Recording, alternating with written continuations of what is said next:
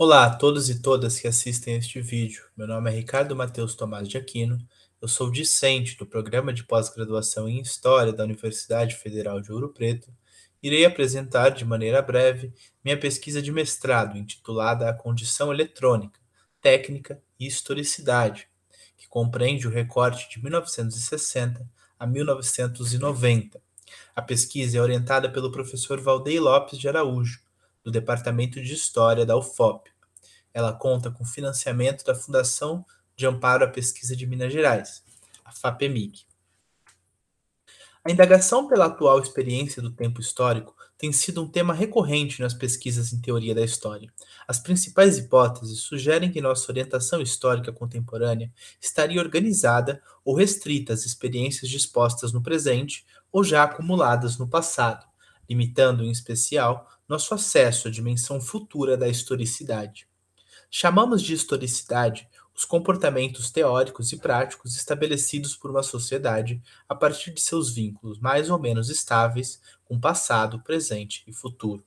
François Hartog, historiador francês, chamou essa situação atual de presentismo. O teórico literário Hans Ulrich Gumbrach denominou como presente amplo.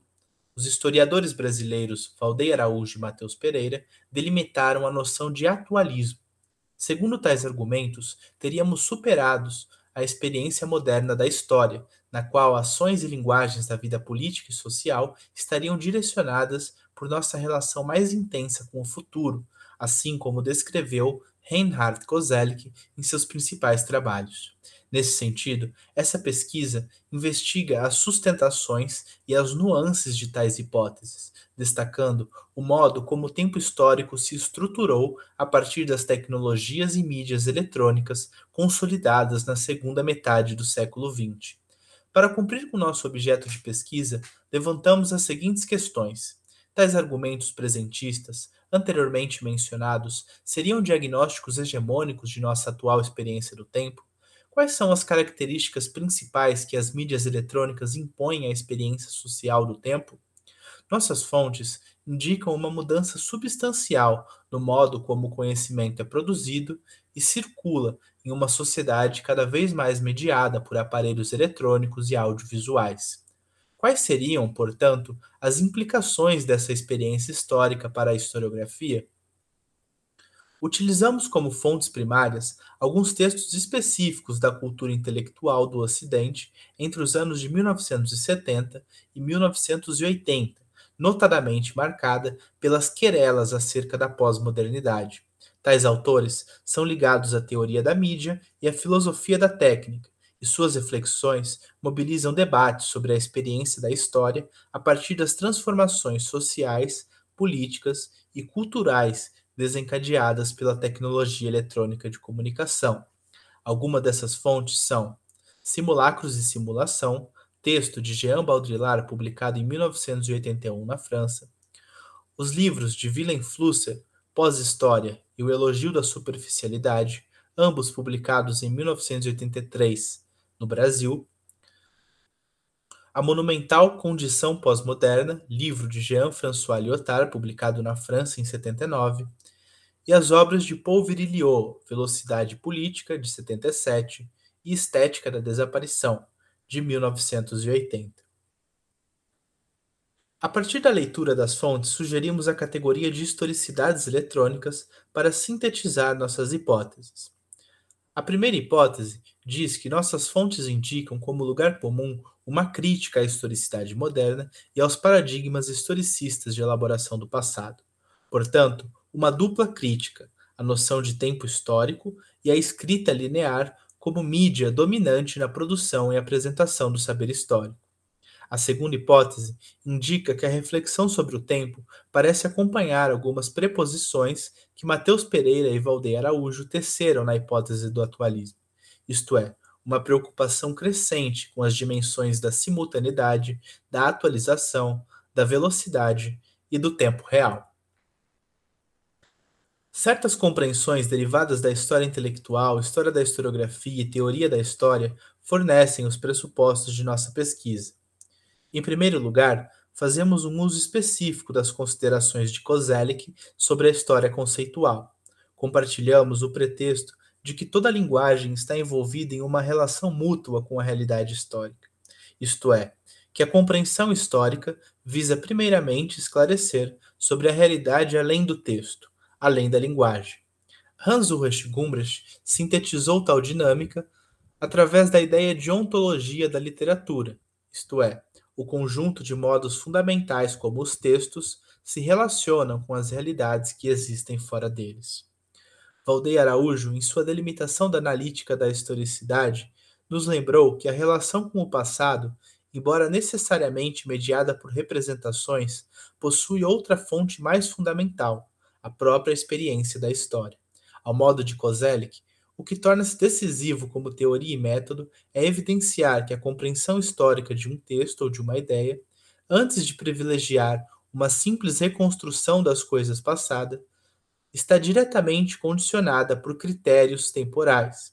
São tais critérios que devem ser buscados em nossas fontes, de maneira a revelar as condições históricas mais gerais dispostas em nosso recorte temático e temporal.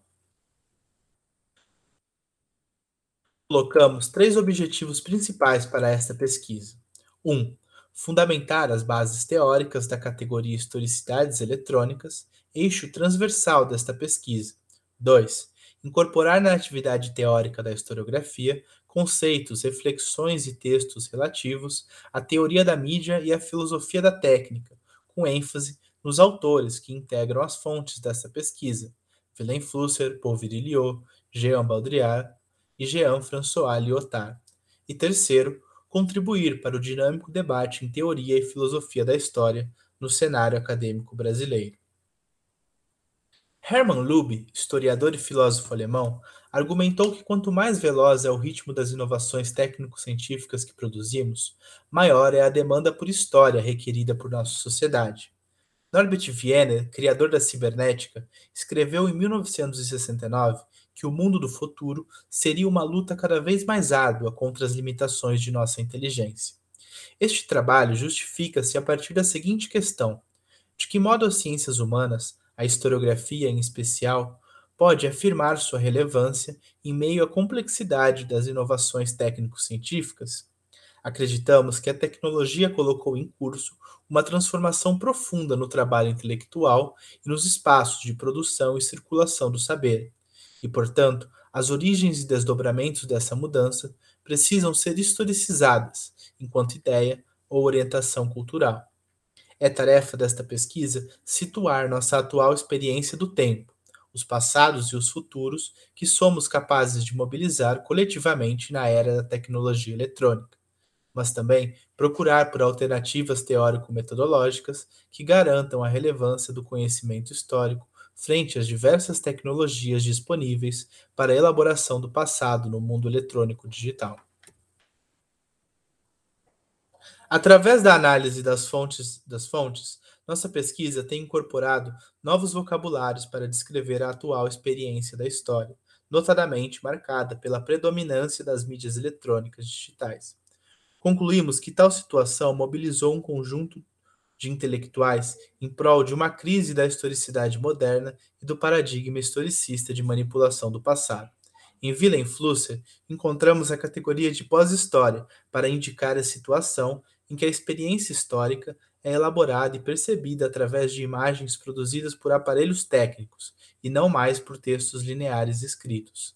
A partir do diagnóstico de Flusser, concordamos com as ponderações de Hayden White e Pierre Nora sobre a crise do historicismo, isto é, a insuficiência da historiografia moderna em tratar da consciência histórica moldada pela tecnologia eletrônica, não mais vinculada à linearidade das histórias modernas, mas sim à simultaneidade e ao tempo real das imagens. Paul Virilio e Jean Baudrillard parecem seguir um caminho parecido ao sugerir que nossa percepção da realidade não mais corresponde à homogeneidade requerida pelas filosofias da história, mas sim às ideias de picnolepsia, em Virilio, e simulacros, em Baudrillard.